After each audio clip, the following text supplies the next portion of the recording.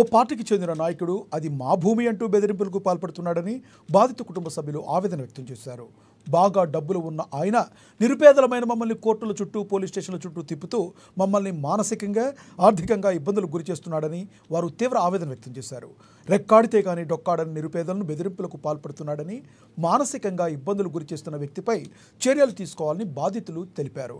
ఆ భూమి విషయంలో తమకు న్యాయం చేయాలని మంత్రి పొంగులేటి శ్రీనివాసరెడ్డిని కోరుతున్నామని విజ్ఞప్తి చేశారు. నాయకనగూడెం గ్రామంలో సర్వే నెంబర్ 253లో సుమారు 13 గుంటల ఖాళీ ఇళ్ల స్థలాన్ని 1992వ సంవత్సరంలో గుట్టె పకీరయ్య తమకు 30 ఏళ్ల క్రితం విక్రయించడం జరిగిందన్నారు. ఈ భూమి కొనుగోలు సమయంలో అన్ని రకాల స్టాంపు కాగితాలు రాసుకోవడం జరిగిందన్నారు. ఆ భూమికి అడ్డుపడుతున్న నాయకుడు నాడు వారు కొనుగోలు చేసినప్పుడు సాక్షి సంతకం కూడా చేశాడని, ఆ సమయంలో వారు కొన్ని ప్లాట్లకు రిజిస్ట్రేషన్ కూడా చేసుకోవడం జరిగిందన్నారు. 30 ఏళ్ల క్రితం కొనుగోలు చేసిన భూమిని ఆక్రమించుకేందుకు మాపై కక్ష కట్టి మానసికంగా ఆర్థికంగా ఇబ్బందులు గురి చేస్తున్నారని మంత్రి పొంగులేటి శ్రీనివాసరెడ్డి స్పందించి మాకు న్యాయం చేయాలని కోరారు.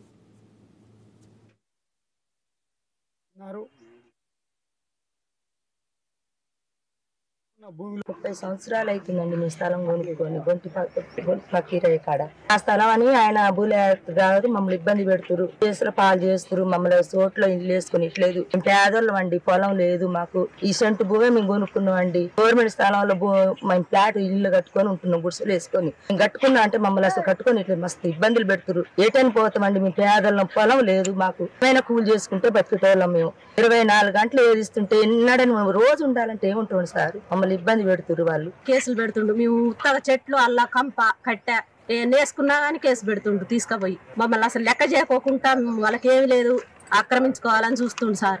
మాకేం లేదు, మేము పేదవాళ్ళం. ఫేక్ రిజిస్ట్రేషన్ చేయించిండు, భార్య పేరు మీద నాదనేది కేసు పెడతా ఉండు సార్. మాది కాదంటుండు, మా మీద మమ్మల్ని బాగా ఇబ్బంది పెడుతుండు సార్. అసలు మేము బాగా ఇబ్బందులు పోలేకపోతున్నాం సార్.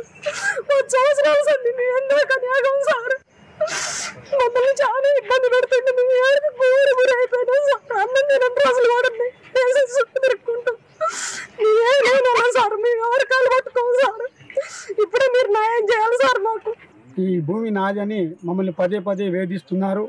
ఈ సీసీ రోడ్డు మా ఇష్టానుసారంగా మేము కొనుక్కున్న భూమిలోనే గ్రామ పంచాయతీ గ్రామం నుంచి గ్రామ కార్యదర్శి గారిని వీళ్ళందరూ వచ్చి వెరిఫై చేసి మరి మాకు అంతకుముందు ఉట్టిదే గుంటల రోడ్డు ఉండేది, శాంక్షన్ అయితే మా ఇష్టపూర్వకంగా వేశారు. ఇప్పుడు యాలాద్రి గారు నాది నాదని మమ్మల్ని వేధించడం జరిగింది. ఇలా ఆయన ఆల్రెడీ సంతకాలు పెట్టిన కాగితాలు